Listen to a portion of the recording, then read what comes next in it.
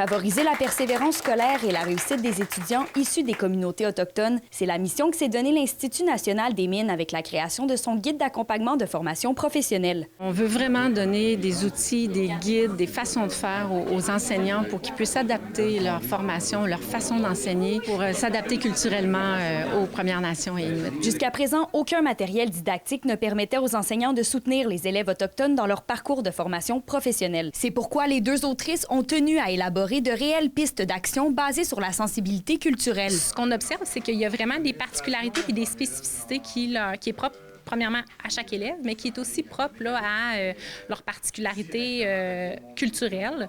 Donc, c'est vraiment important de ne pas prendre rien pour acquis, mais de vraiment aller à la découverte, de découvrir qu'est-ce qui peut avoir un impact là, sur leur persévérance, en connaître plus sur les facteurs de protection, les facteurs de réussite. On en fait d'ailleurs état là, dans une des sections là, de l'outil.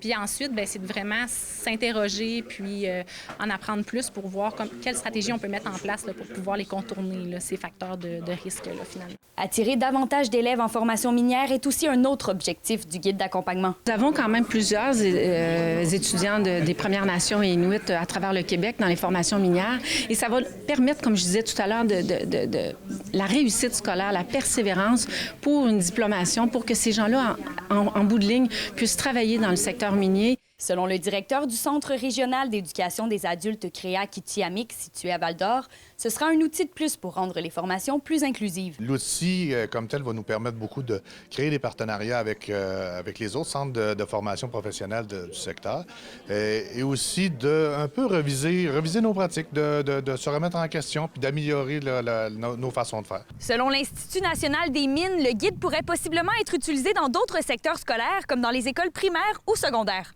Emilia La Liberté, RNC Nouvelles, Val-d'Or.